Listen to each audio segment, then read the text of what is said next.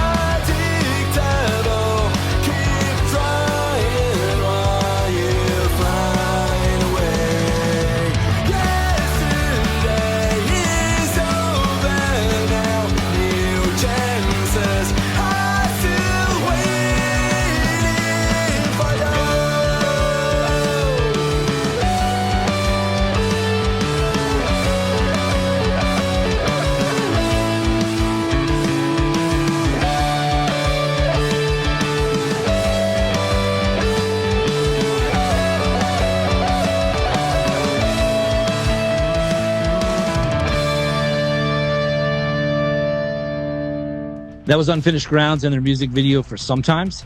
Many thanks to the band for letting us use that music video. I really do appreciate it, guys. Now, you can find that song on their album Memories from Tomorrow. It is out now via Double Felix Records.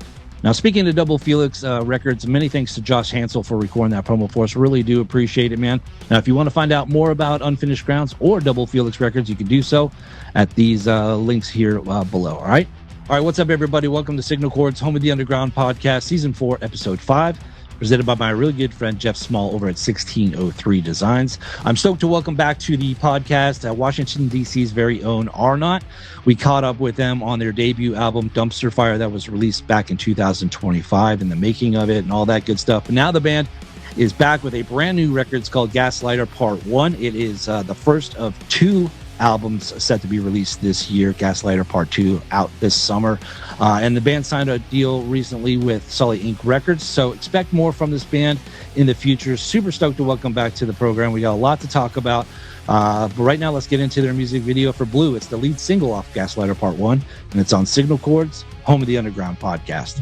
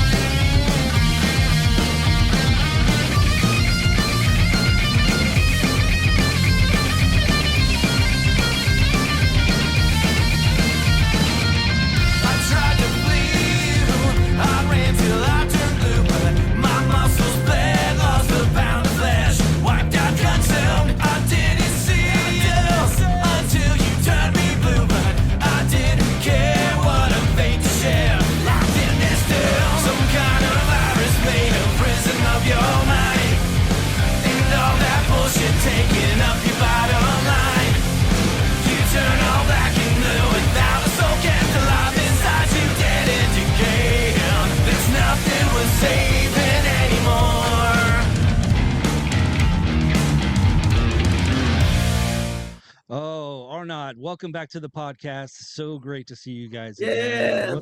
What's going on, guys? How we feeling this evening? Doing good, Brad. How you doing, man?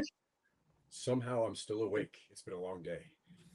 Yeah. I'm sorry I have to schedule these podcasts like after 8, but I gotta wait till the kids go down and go to bed and all that kind of stuff. And I wish I could do it during the day. What's that? Rock and roll never sleeps. I was gonna say, when the fuck do you sleep?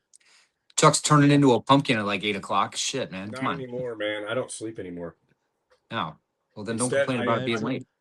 Well, that's the thing is I'm not complaining about being late. I'm just complaining about being awake. Oh. But there's really nothing that's going to change if I'm going to talk to you guys right now or if I'm going to go sit on the couch and watch an old movie on Tubi.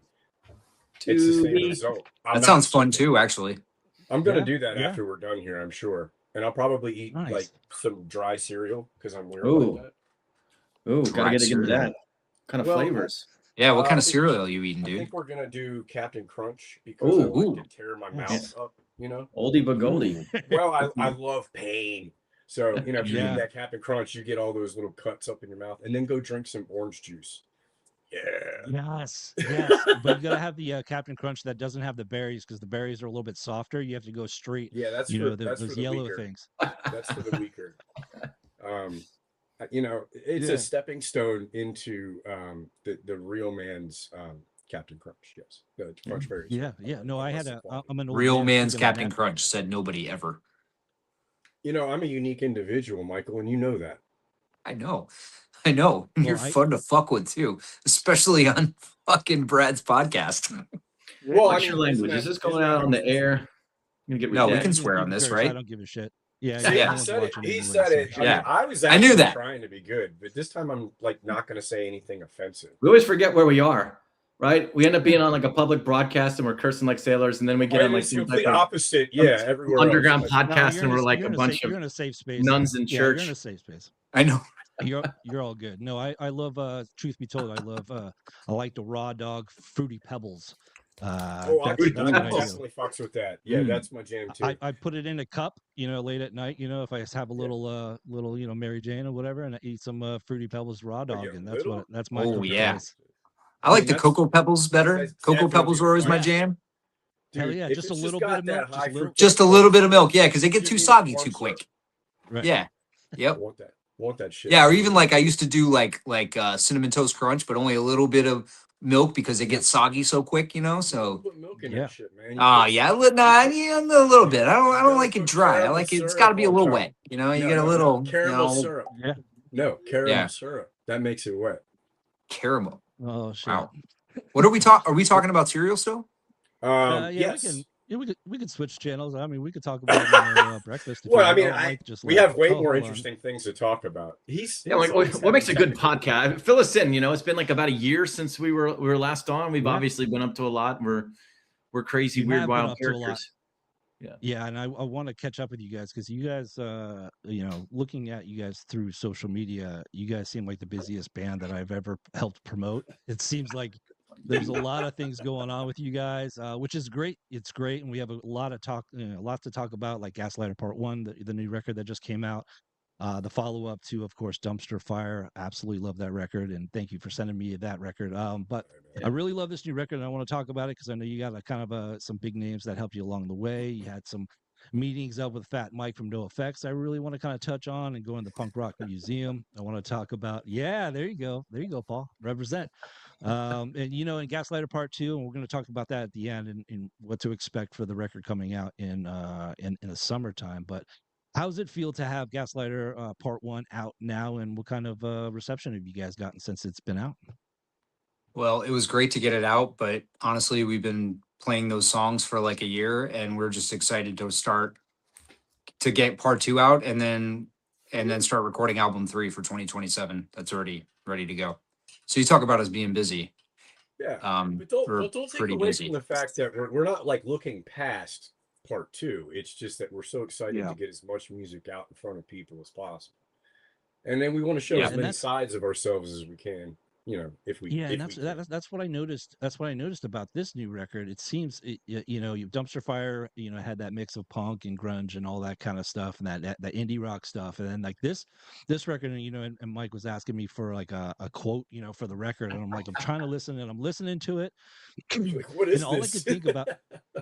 And like I'm not very good with the English language, and it's weird that I have a podcast, but I'm trying to like think that like what can I say about this record that I haven't said it a million times, but it's just a fun record. It's like a party record to me, but like some of the lyrics are very like dark and deep and stuff, and Oh like one of shit. the songs, I think it was a Violent Night. It's like an upbeat tempo song, but like it has some fucked up lyrics, and I'm like, it's like this crazy Come on, Brad. juxtaposition. It's a party. It's a party. Come on, Brad. And Well, I'm like, I don't know whether old like to school. kill somebody or go drink, pound beers. Like It's I all have about no the idea. pit, man. It's about being in the pit, man. no, I think it says something about the Oh. duality of man. Oh, know, God. Here we go. He's No, going, he's going you to know me, like I 5 minutes in. yeah. No, I mean, I'll go deep. I'll go deep 5 minutes, and I'm the resident artiste. Couldn't even make it double digits. It's mostly my fault, anyways. But no, I mean, a couple things I wanted to connect on though, just to ride with the energy. Like, okay, yeah, I mean, like, keep people guessing a little bit. But like, if we always want to sort of mess with the audience a little bit in terms of expectations, and I know that story might not come out that cleanly. Like, obviously, we're so pumped by the work that we did on Dumpster Fire, but the mission there was to prove people that we could be pretty within the chalk lines, if you get what I'm saying. Like, even though you're hat tipping, it's like, oh, I see grunge and indie rock and punk, and it's like, yeah, because we love rock and roll, and and some of it's meant to be reminiscent or whimsical, and some of it was basically putting a little bit of it on its ear, but you're like, okay, and kind of an establishing album, if you will.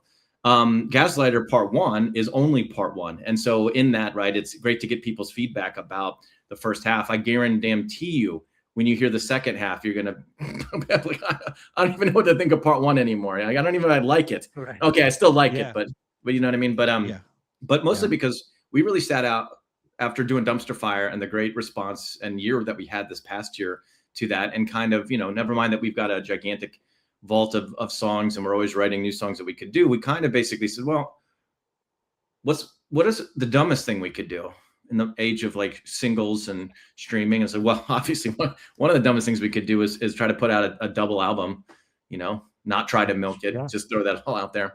So that was one half. But so if you're going to do that, like what's the intention? And so we had two intentions, and one was for it to be a character album, right? And Part 1 and Part 2 are what we consider character albums. So you're going to get more of our personality. It's not going to, done wrong, it feels random and disconnected or jarring. Done right, you're sort of like, I get it. This is the type of band that will basically rip off the Ramones, but sing me some like horror story while doing it. And it's like, wait, but was that the Misfits? No. Like, this is landing in its own lane. I don't know if I would make the connection or comparison, right? And vice versa with some of the other song in there. Like, this is a band that might drop in something that felt like mid 90s SoCal, and then drop it into the specials at the very end, right? Because that's very organic to who we are. We love music, we love the influences, we love the vibe. We don't, we take music seriously, but we don't necessarily take ourselves that seriously. And so what we really wanted to do for Gaslighter was like, come out gun blazing and just show all of our cards, because we know where we want to go, and we just want to get people like vibing and interested in that possibility, and not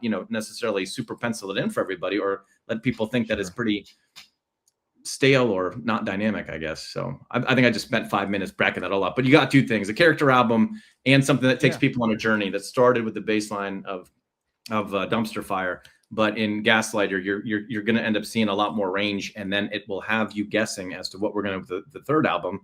That's basically already written, that we're already got big plans lined up for for the release for that one, and all that kind of stuff. But we want to take our audience on a journey, right? They earned our love by how much engagement and interest we got over the past year, and we're just riding high on that. Obviously, other doors have opened up, and we've had a great time.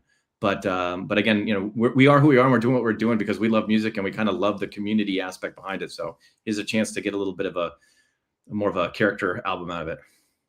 Mic Yeah, drop. it's one of those things where you can definitely tell in everything that you're saying. It totally makes sense. I love the fact that I didn't know what to expect with this with this new record. I thought it was just just gonna be a continuation. But what I learned about this record is you are like changing your style a little bit, or just showing your personalities, like you said. With this record, and it's a lot more. Uh, you know, uh, Not more, I forget what the word is for it, but it's a little bit more laser focused, as far as like making sure those solos are in there and the bass is in there and that bass shines, the guitar shines, the drum shine. You know what I mean? Like there's Yeah. all these different parts that I've noticed in this record that, like, oh, that the drums sound really killer on this one. Oh, I love that guitar solo on that one. You know what I mean? It's like I'm trying to like pick apart these songs, and Rat Racer is one of my favorite songs because you have a little bit Nailing it, Brad. of, See, like, from a guy that loved Expiration Date. I think you said that was the one that got real sticky for you off of Dumpster Fire, right? Yeah. yeah, You know what I mean? Right, which means that you like it when it gets a little out there, a little quirky, a little raw, a little angry, a little Yeah, it's like it hits a bone with me. I'm a huge fan of that stuff that just keeps you guessing. And this record kind of keeps me guessing. I'm like, okay, where are these guys going with this song? You know what I mean? Is it just a rock song, but then you have the breakdowns with the bass solo and the guitar solo in that song, and then like in the grunge at the end, the heavy grunge at the end of that song is really killer, that I love about it. So you guys have that mixture of a kind of stuff that we're all around the same age. You know what I mean? And I could tell that you have all these influences all around in making this record. Was it, and speaking of that, I mean, I know you guys been writing your asses off, and with this record, and I think last time we talked when you had Dumpster Fire, you had already had these songs almost in the can, didn't you? Yeah. I mean, a lot of them. You guys had already The recorded beauty them, of right? not knowing last year that we were going to release 24 songs, we had, we did some, a fair amount of new writing. So I don't want anybody to think that like everything has just sort of been pre-staged from 100 years ago, and we're just kind of going through the motions of slapping it together, right? But certainly having that kind of catalog gives you a lot of freedom to sort of pick and choose and feel if you're, the new songs, man, everything's about the dopamine. Also stuff that's been written forever. We don't, you kind of, if it's still calling to you, then you continue to roll with it, right? But if not, like you pick up the new stuff. So I think also, one thing that we do well about that is we take some ideas from past, and when it's brought to all three of us together, it definitely takes on a new life, and that's how you're seeing a lot more character out of these songs. Just us being ourselves, but it starts off with one of us, with that palette, and then them being themselves, and then we bring Mikey and I are involved or whatever. So that's the best part of the way that we have a process now. And then we've grown together. It's been a couple years now, so it's definitely getting easier. So it's more cohesive for sure. Well, and even going back, one thing on that note about some of the stuff that's written that's a little older, taking a look at that and dusting it off, adding some anything new to it, like Paul may have some new ideas now, but Brad, one of the first questions you asked was like, what kind of reception are we getting for that? Like, what's kind of the feedback? And I think a lot of the feedback that we're getting that's pretty consistent is it's very reminiscent of that bygone era. It's got a very 90s vibe to it, but it's fresh. So it's like a lot of people are like, it reminds me like people that are younger that didn't grow up in the 90s and people that did grow up in the 90s, right? Both alike. Like it just sounds like that sound. I hate to sit here and like shamelessly just compare us to like the sound to like a Green Day or Nirvana or Alice in Chains or anything like that, but let's face it, those influences are in there, and a lot of that is there, and so that seems to be pretty typical. And when part 2 comes out, Paul already kind of alluded to it, I think it's going to fucking knock everybody on their ass. I mean, it's going to be it's got character, but I mean, it takes you further on a journey. You want to talk about the grunge influence and the alternative influences. There's so much more of that on part 2, and it's just going to be absolutely incredible. And we announced today that we're working with Alan Day from 4 Years Strong. He's producing part 2. I was gonna bring that up. I didn't know when to bring it up because I just saw that today and I was like, oh shit, I got to add that to the list of things I got to talk about. One of those things. And I know you guys, you're broing down with Fat Mike from No Effects, and then you're hanging out with the dude from 4 Years Strong, and he's helping you with the record and all that kind of stuff. There's a lot of stuff going on. How did you guys make that work with with Alan? Mikey. Yeah, well, I mean, with Alan, I mean, that really came, that was one of Jared's connections. Jared, who owns Solly Inc. Records, our label, he's got that connection with Alan, and let Alan listen to some of part one.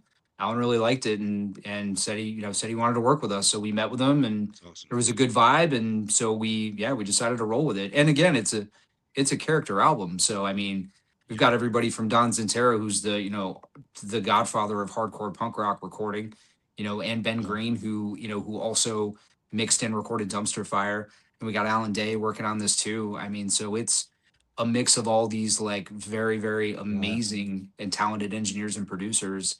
And then all the other people, like you said, Fat Mike and all that, we could spend time talking about that. But I mean, just all the other people we're meeting along the way that really like the music. And obviously that means everything to us. So. Well, and again, that's the bridge point. I know maybe, the interesting stories are, what is our tie-in? How do we meet all these people? I'm going to make two important points. Like Monster Mike earns his name because he is our monster. He's a monster of social media. He is our resident extrovert.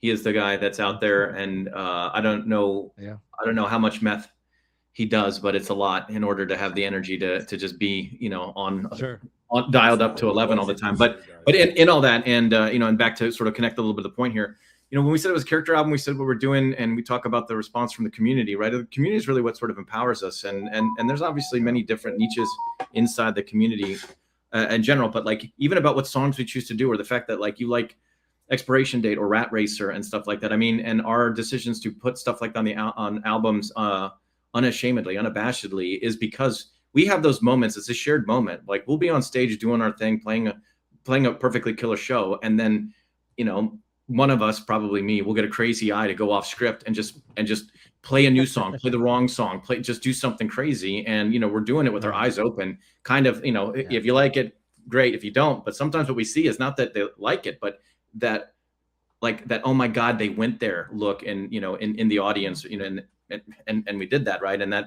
that's like pure gold in terms of the feedback that we like for knowing that it's fresh. And so it sounds weird for me to say it this way, but like that's why if we break into a cover of like Heart-Shaped Box or something and the crowd loses their mind, it's like, well, we love it, we know that we're I'm gonna say adjacent, but that there's a lot of that commonality coming out there. Of course, we hope that we're our new thing, and we're never trying to fill those type of shoes in that way. That was a massive era, and it did its thing, but it's been 30 years and people are missing it. And so whether they're our age flat up or the new generation, and trust me, like that, I mean, connecting with the people a decade or 2 decades younger than we are now, and seeing us doing it kind of creates a big tattoo about how powerful that music was and continues to be, especially in the service of making those communities, making those connections, and having that commonality, right? So whether it's working with Alan Day, or whether it's being able to rub shoulders with Fat Mike from this existing scene, or whether it's just the fact that you're playing some weird punk show in the wilds of Pennsylvania and the kids are going nuts, it's just kind of bringing the music to the masses and sort of connecting on, I think, what we always wanted to believe music was, that connective tissue. So.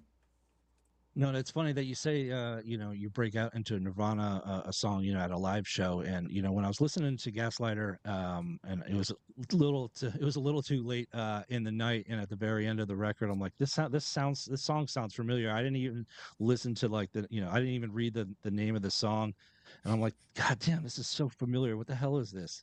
It's where Eagles Dare. You did a Misfits cover. Oh. Then I'm like, okay, cool. They put a Misfits cover on there, and then I listened. I was like, man, that's really good. And then I go into the next song, the last song, which is "We're Only Gonna Die," and I'm like, this song sounds familiar too. What the hell is? And it's like the your version of "We're Only Gonna Die."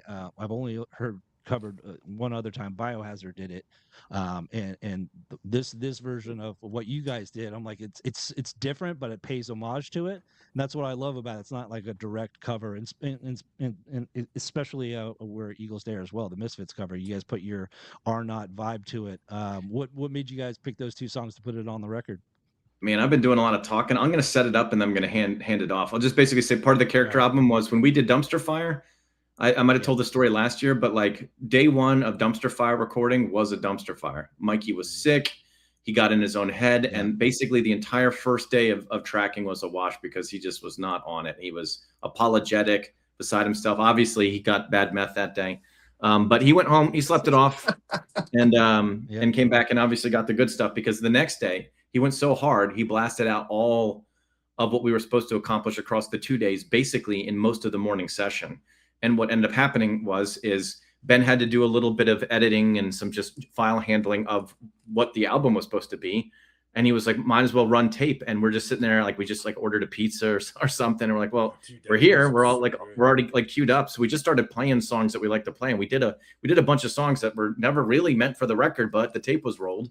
And so to that effect, believe it or not, basically, with the exception of a couple of extra vocal passes from Chuck just getting on there that wasn't there for the bass tracking, all those are pretty much one take songs that were done from the first session, right? So I'll stand by the fact that, like, for me, when I look back at Gaslighter and I get to We're Only Gonna Die, not only do I love the fact that, you know, it's what reinvigorated my interest in a certain style of punk that had great melody, but still all that punk sensibility that keeps me pumped and happy, right? But was the fact that we were in the studio and we just rocked it, basically one take. And what I know, what the audience will never know, but maybe we'll release the original version. But like, that's good.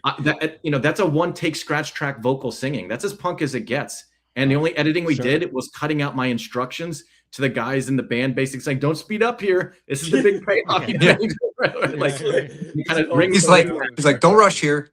Yeah, good. All right. Nice. Yeah, nice. That's exactly what he said. You know what I mean?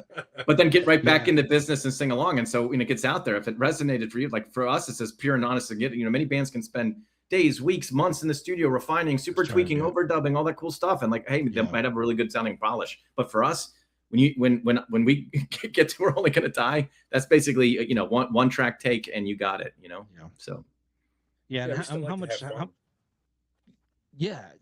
Absolutely. And like We're Only Gonna Die, it sounded like a lot of fun to do.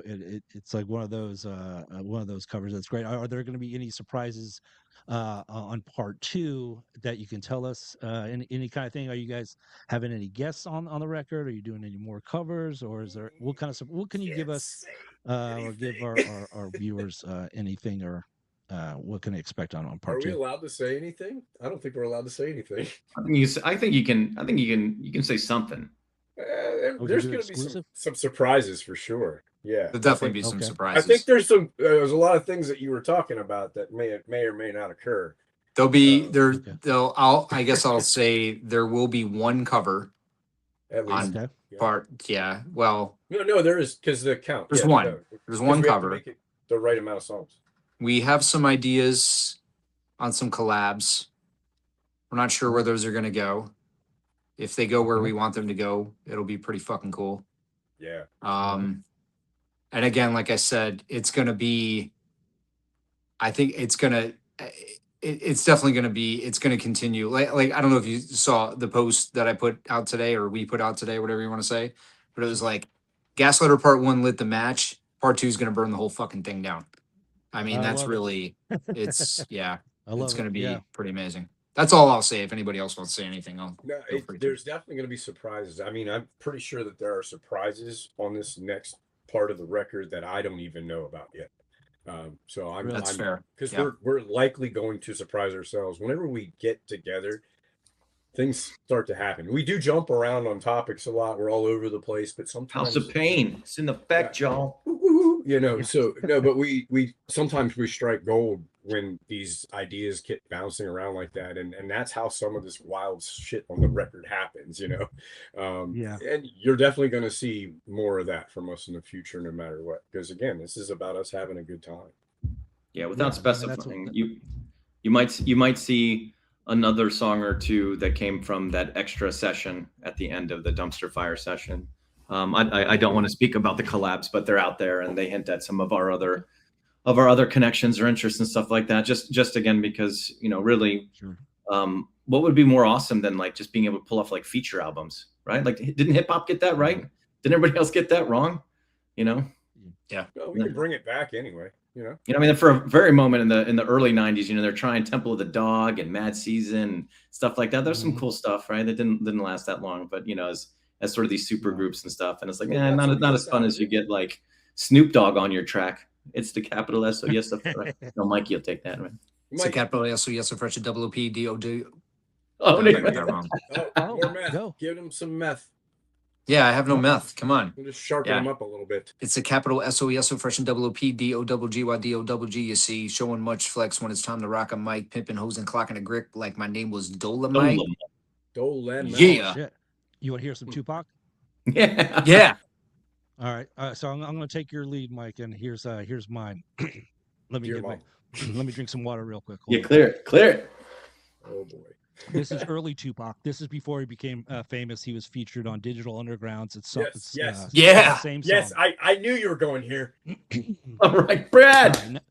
When I clown, wait, hold on.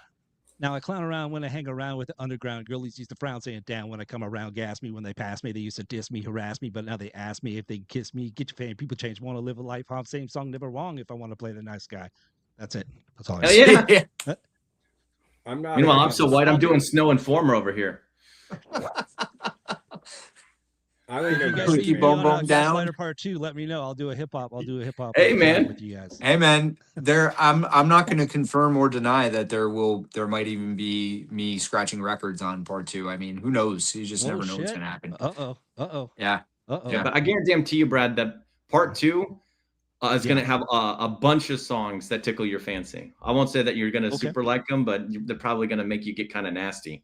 You know what I mean? I don't know where you mostly listen to songs, but you know, I hope you're not driving. Bring a towel. No, fuck that. You're going to super like them. That's the best place to listen to it. Like if I'm in road rage or I just want to chill out. Yeah. I want to run people. Yeah. Drivers are rude, such attitudes, but when I show my peace, complaints cease. Yes. Something's odd. I feel like I'm God. Yeah, see, this is not stupid dumb shit, goddamn motherfuckers. That kind of violence, man. You just gotta drive fast, man. Like kickstart my heart. Oh, nah. Whoa, yeah. I mean, that's a fun song, but I mean, come on. Damn right it is. I was talking about bad habit, man. I'm talking about shooting motherfuckers on the road and stuff. I don't want to shoot people. Not that I condone any of that because I don't. That's bad. Drugs are bad. Don't shoot people. Guns are bad. Drug for me. For bad stuff, using for bad stuff. All right, I should stop talking now. When I feel sublime in a time of devastation, what's one more holocaust to call home?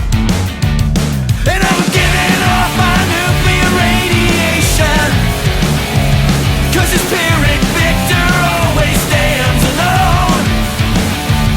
Well, I wonder if I'll live before I wake. I might seem a bit more human if I break. Aloof, or is it blindness? I'm weak, or is it kindness? Well, I'm just a biological mistake. All right, so let's talk about some of the songs, some of your favorite songs off of Part 1. Some of the songs that you really cherish and and love playing live and all that kind of stuff. You have a personal favorite, Chucky? I'm quite partial to Didn't Win the War. Only because, you know what though? I really like Spit in My Eye too. Well, damn, I also like Blue a lot. I'm sorry, man, I can't help you. Gun to your head, you got 2 songs. Gun to your head, you got 2 songs. 2 songs? Oh man. Yep. Yeah, Spit in My Eye is definitely one because that's a hell of a lot of fun to play. Plus, I get a lot of good feedback from that one. It seems like people were starting to actually understand the words and sing back to us, so that's cool. I mean, it's pretty simple. That one's pretty straightforward. So probably right now, this week, that's probably my favorite song. But I've always had a soft spot for Didn't Win the War, just because that I remember writing the bass line, and it was a weird situation when it came about. So. Yeah. No, I love Didn't Win the War, like the huge guitar, and you guys have a lot of like solos. I don't remember you guys having a lot of solos in Dumpster Fire, but not as much, or maybe I didn't pay attention to them as much. But like this new record has a lot of like memorable like solos in these record and some of these tracks on the record.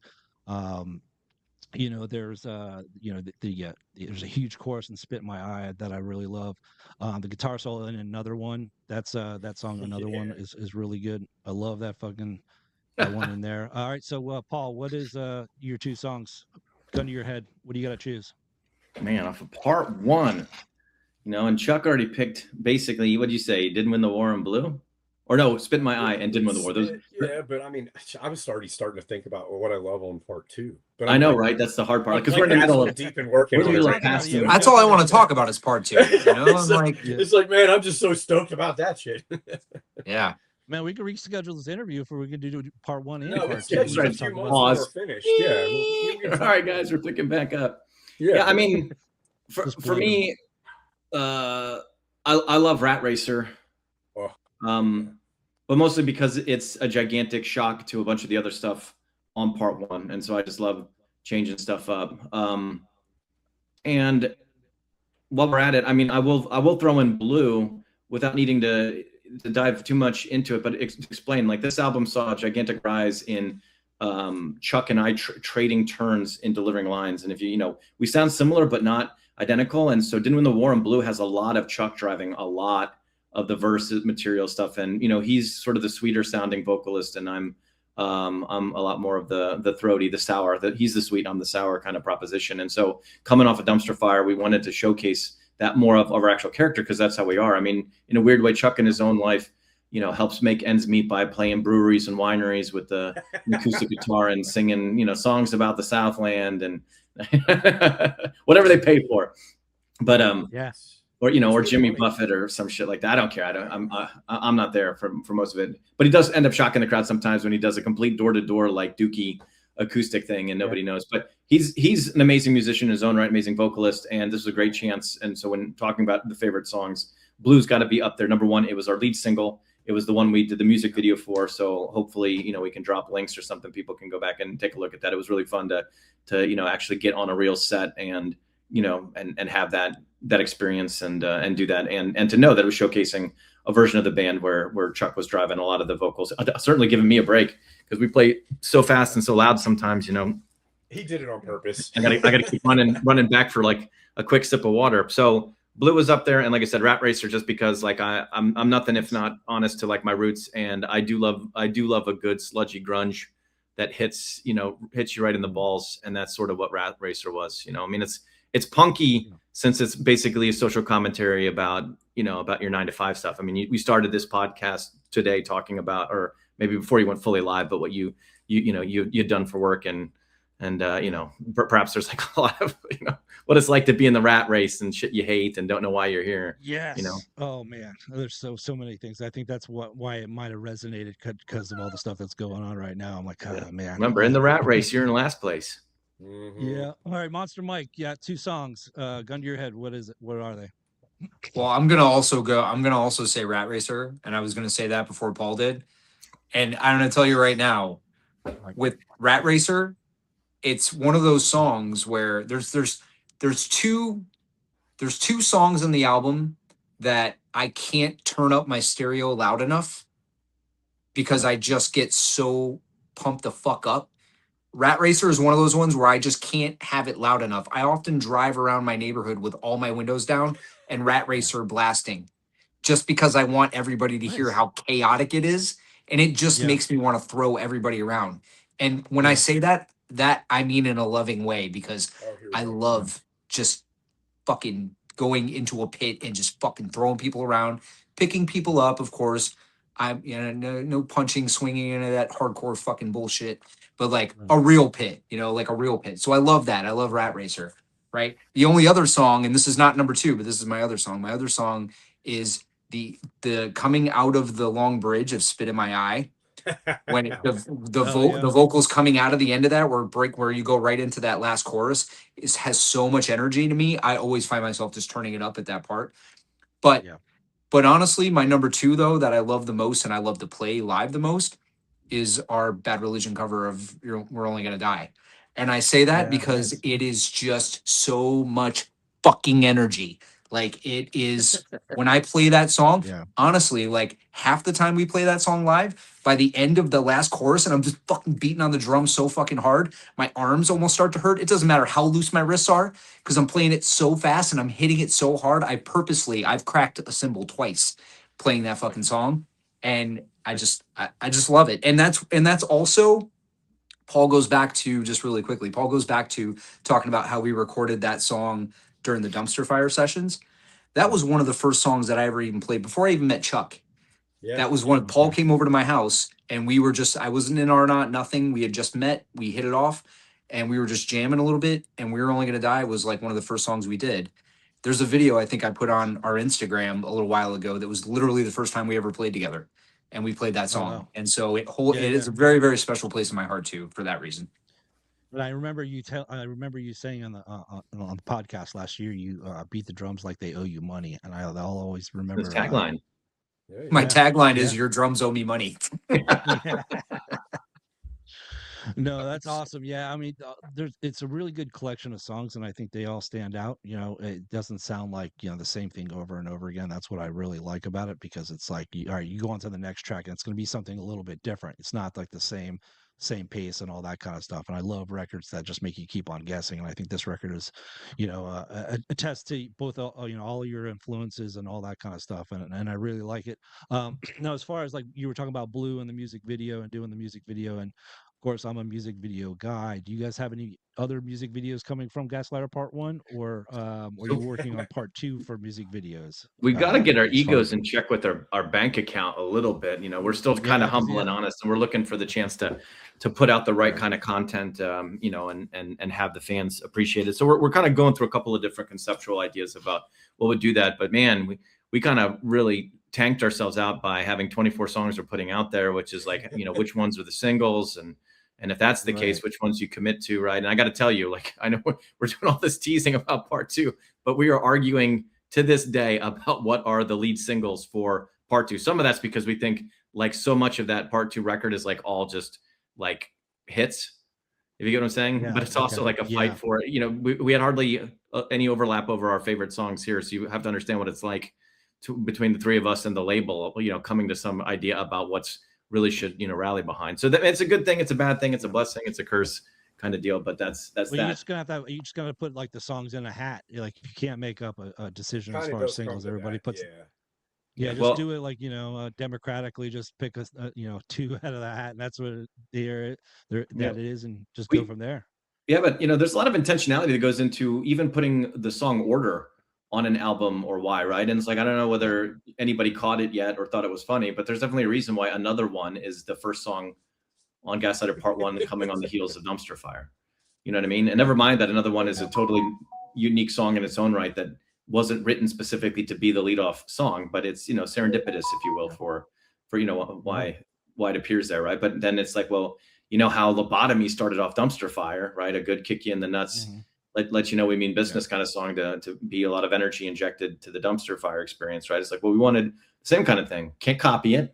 We don't want to copy Lobotomy. You know, it's not the same type of formula, right? But something that kind of puts the energy up there and lets you know, like, okay, buckle up, because, you know, it's not too clear. And like, again, about the solo, there's weird stuff in there. I don't want to, you know, dig too deep, but like, there's actually, you know, a little bit of not studio magic, but there's like there's one main solo and there's another one doing like a weird solo underneath of it in the same time thing. If you listen real hard, it almost provides a almost pentatonic sort of Asian sounding offset to what's going on there, right? And just, you know, did you have to do it? No, but again, it felt weird. And Chuck's vocals and harmonies in that song, if you really listen hard to what he's doing in the backups there, it is weird shit.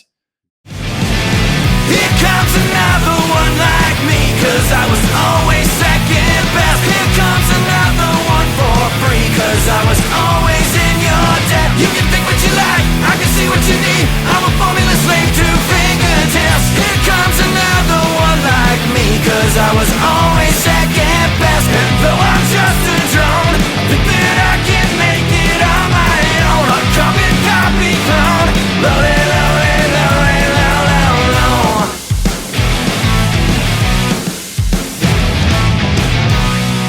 It works. You know what I mean? Yeah. Absolutely. So I know we're going to wrap up here in a little bit, but I wanted to ask you guys, you know, with Gaslighter Part 1 and Part 2 and your newfound or your new home with Sully Inc. Records, how did you guys get hooked up with them, and how'd you guys make the deal? Because I know they didn't put out Dumpster Fire; they came on board with Gaslighter, correct? Yep. Right. Yeah, Mike. I mean, I'll set Mike up because, you know, Mike was the one who was in the main driver's seat for helping, since he's our main reach out point, right? But obviously, we put Dumpster Fire out there, and the interest grew, and there were opportunities we were talking to. And again, Brad, I think you're pretty cognizant of how certain things go in and around music industry, and it isn't what it used to be. So really just come down to finding somebody that's like on the same vibe. Our mission before I let Mike take the mic was pretty much like, hey, we want to just be in a position where this doesn't go in the hole, and that we have another team member who is passionate about the music in the same way that we are, and that can help, break barriers and extend the reach and do all that. And that's what we were looking for last year. Yeah. Take it away, Mike. No. And that was exactly like, we knew when we put out Dumpster Fire, we did that, on our own independently. We knew, we would always say, we knew it was good, and we just knew it just had to get in the right hands. And so over the course of, we dropped Dumpster Fire Valentine's Day 2025. And then we started shopping it out, right? Just to say, hey, look, this is what we got. And, just looking for people that were interested and letting everybody know, hey, we have a big catalog of music and we're still writing new stuff and so on. And we talked to a good number of labels, and we met some good people. We had some good conversations, right? But I mean, at the end of the day, we wanted to Paul's point, we wanted to find somebody where there was a good vibe. We wanted it to feel like more like family, like just another, just an extension of the band, so to speak, right? That really fit in, that we could just be ourselves. And we met with Jared. We ended up connecting with Jared from Solid Inc. And I ended up having just kind of an intake call with him to just kind of get a vibe for him and kind of what he's doing before we all got together. And that's kind of typically our process, is I typically vet most of the people that come in before I bring, because I know who we want to talk to and so on. And the guys, for some reason, trust me.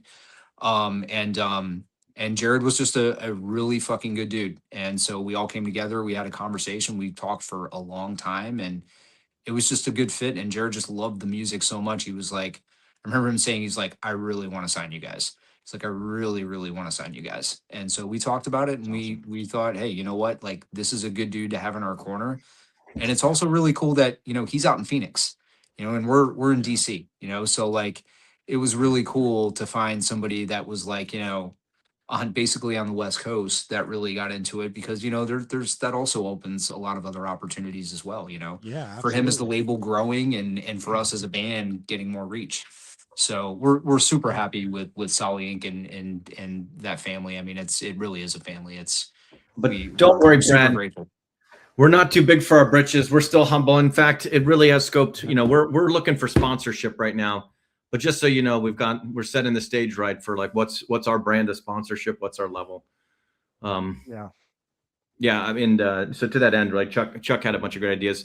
So, but as I get into that, because it plays into this little fun story that I'm decided to tell based on the way that Mike was answering, was basically the fact, like, okay, so with a little bit of success comes a little bit of fun drama. So like with some of our social media and some of our posts, we've actually earned some trolls that were really going after us pretty hard for a little bit, right? But because we just thought it was so hilarious and so funny, we actually just decided to engage and feed the trolls and roll with it, and just been like, you're right. And so they were calling us, I think what they call us, they called us the team, like Timu No Effects. Timu No Effects, yeah. Right? You know what I mean, right? And we're like, well, that's perfect. Like, let's get fucking sponsored by Timu, right? Like, I'm gonna start buying some fucking super cheap Timu threads, and I'm just gonna support them. Be like, what's up? I am Timu, right? I'm not rolling around in some Bentley or or a Maybach or something, right? Nor do we want to be Timu, right? So like, we just start like, well, but that's honest, right? Like, I mean, hey, I can't afford like wardrobe, really. Like, I wear, I wear my threads, and and that's what I got. So anyway, right? Yeah, and so we were thinking, God, like, what do we do as a band? Like, make some shirts. We're pretty. I mean, dare I say? I mean, I'll speak for Chuck and I, because Mike won't. I don't think Mike's the same way. But like, Chuck and I worked forever in he still works in and around construction fields. I worked forever, blue collar labor and all that kind of stuff. And man, you talk about being able to get by on the choice gas station foods. You know what I mean? Like, you don't want to fuck with Chuck and I. Right. And to that end, though, on that level, we're like, well, I don't know. It's a little bit difficult if we're trying to like lock down a Wawa Sheets or Bucky sponsorship, because they're kind of competing. Have it all mapped out. Yeah. There's a you know what I mean? Of all of these things. But we thought of like, what's one good thing you need on the road? And it's like, well, you need a good source of food. So when that whole Timu troll thing was coming up, and we decided to go all in and be like, nailed it. We're Timu No Effects. I think I forget what it was, but they made some reference, you know, being trolls to like Little Caesars, and like that was just fucking nailed it. They said, they said, I wonder what kind of pizza these guys eat. Probably Little Caesars. And we're like, yeah, we owned it all the time. So then randomly, some guy with a YouTube account named Pizza Little C with the icon of the Little Caesars pizza guy, you know, started responding to these guys. You know, like, yeah, you're so right. One of the comments was like, can you tell us about, Solly, or tell us about how you're on Solly Inc. Records? And I was like, well, why? You seem to be covering that pretty well. You're telling everybody, like, thanks for all the great publicity here. You know what I mean? Like keep commenting, keep feeding the algorithm, you know? And then it was just like, I forget what it was, but it just basically, they were just like, they tapped out and gave us respect that, you know, they're trying to go hard, and that Little Caesar account, I don't know who owns it or controls it, but they came right in and just sort of diffused the whole situation, rolled with all the punches. And then, you know, like 10 posts later, it was like, all right, respect, we're out. But it gave it, but you know, I tell this story mostly because the trolls were fun, but on the outside of it, I was like, no, I mean, let's be legit. Like, let's get some Little Caesar sponsorship. And that way, no matter where we go in the country, we're going to be able to find get a $5 pizza and ready, baby. Hot and ready. Yeah. So Brad, that's actually why we really actually wanted to do this podcast, is we wanted to ask you to be our ambassador, or our advocate to Little Caesars. Let's open some. I'm all about it. Let's kick them down, man. I'm all about it. I'll put the hashtag at the bottom of all my posts. That's right. See if for life, I'll tag them and everything. Don't pick it up, because like while looking into that as a half-assed joke, it was like, well, I saw somewhere, and I don't know if it's true or not, but somewhere where there was a post, I think it came about 8 months ago, that was telling or an article that explained that how Taco Bell was giving free meals to any of its employees that were also musicians on tour. Some type of deal like that. You know what I mean? I was like, well, that's much love. You know, I mean, yeah, that's amazing. Help out the poor musicians, man. Well, who's going to get a part-time job at Little Caesars then? I mean, we all know the day where we could go in and just like wreck the house with like $3.99 from Taco Bell, and you were like set. Dude, that was like 2 years I back miss those days. Yeah. Now it's like $20. Right. Yeah. And if you have a family, it's like $100. You go through McDonald's. Like, how the hell is it $100 to go through fucking McDonald's, dude? Yeah. Jesus. A fucking cheeseburger's like $3. It's ridiculous. Like Doritos like $7 at the grocery store or whatever. They were getting some shit about like $7 a bag or some shit like that. No way. I remember when I used to be able to get like a pack of Newports and a 40 with a $5 bill and still get some change back. You know what I mean? No, then you still get a gallon of gas. You could get no joke, man. I could get like $1.50 back out of a 5 and get a fucking St. Ides or a Colt 45 and a fucking pack of Newports. No, Schlitz or Hurricane. No Schlitz. You either do St. Ides and Boone's, so you do the ghetto Kool-Aid, or a Colt. I like the Colt. But in my days in the Marine Corps, though, man, King Cobras, those were the 40s, man. Fucking awful. You can still buy King Cobras. 211, you wake up with missing teeth, man. That's my Chuck. Did you ever drink the St. Ides special brews? Chuck's got pictures. Yeah, that's from. I'm from a part of the country where this is like normal. You know, that's a Friday afternoon. We can do a whole fucking pot. You can do a whole episode on just that. Yeah, believe me. I got stories for days, brother.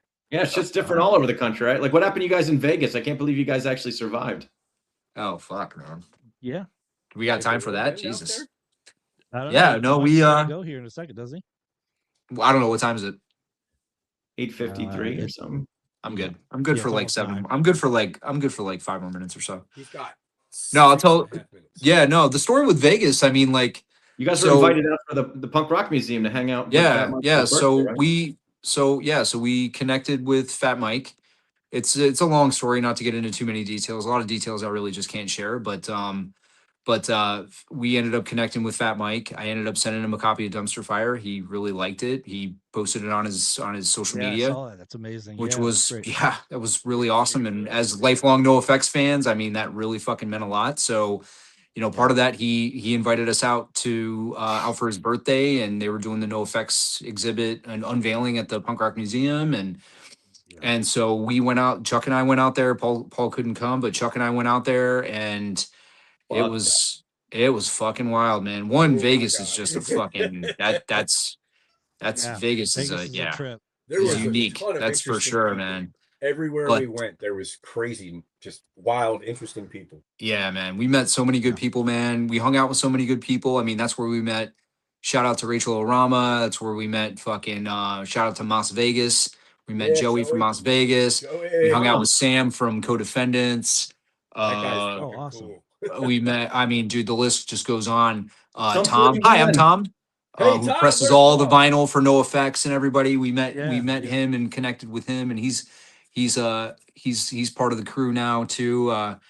It was Awesome. yeah, it was pretty wild. I ended up going over to there's pictures, right? I put them online. I ended up going over to Fat Mike's house and hanging out with him for a little bit, and I actually I actually got to get a preview of the movie, the No Effects movie, at his Yeah. place before it came out, which was fucking really cool. And Fat Mike's That's just he's just such a good human being. He's just a good fuck. Yeah. He's a bro. He's a good dude.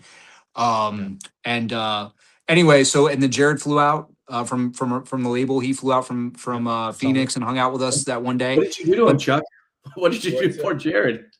Huh? Oh, so I don't know if it was like he just was trying, Oh God. he was What happened? all right. So the night that Mike had to go over to Fat Mike's house, I got stranded at a what they call a consumption lounge. I'm not sure if you're aware of what those are in Vegas, but No. you can sit there and imbibe cannabis products in public. Oh, gotcha. So it's basically a bar. So I made Right. friends with the people at the bar there, and I was there for like 3 freaking hours because Mikey was watching a whole damn movie over at Mike's house. It's fucking And, Chucky. you know, Yeah. I'm the kind of guy that doesn't want to impose, so I'm sitting there drinking my Coca-Cola and just like one eye staring this way, one eye staring that way. Yeah. But then Jared gets out at the day after, I think it was, and you know, Jared likes to think he can hang.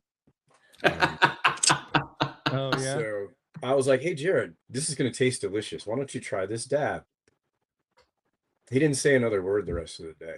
Yeah, dude, he was for hours. He was And he so was trying to fucking pretend like he quiet. was not destroyed, but you could see the fear. You could Oh, see like really? he was trying to I'm piece too it damn together. high. I I'm don't too know damn why high. or how my hands and feet are doing what they're doing right now. And I'm just sitting there just, Yeah. "What's up, man? Hey, do you want to get some pizza?" He's like, "What?" Yeah, he didn't say shit the rest of the day. Poor Jared. Jared's a good dude, man. That was Poor just, You know, I Jared. think he was Yeah. just trying to have like a team building moment, but Yeah. you don't It want to was- do that yeah. with me. It You was don't wanna pretty do that with me. it was pretty incredible. But to Yeah. end it all, I ended up getting the flu that Oh, night. yeah. The last Passing night it we were around. there. Like Oh. I went Oh, really? from I was okay to like sleeping in a puddle of sweat and flew back the next Wow. day. Chuck ended up getting it. It was influenza A. It was fucking bad. It was the worse than any worst. COVID or anything I've Yeah, had. all Like it fucking was. day long, it was worse I than guess what It was happens in bad. Vegas don't stay in Vegas. Don't stay in Doesn't Vegas. apparently. Yeah, good one, Paul.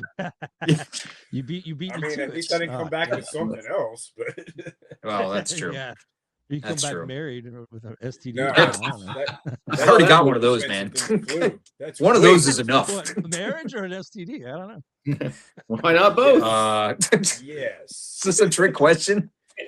No, we'll just leave it at What that. What's worse? Oh shit! Damn it! I shouldn't have said that. Cut that. Well, cut that from the. If Mike from the keeps in edit. good contact with you, Brad, you know he probably, if he hasn't already, should share you some behind the scenes footage of Mike and Chuck in Vegas just being Oh my off the God. fucking chain on the plaza, Oh yeah.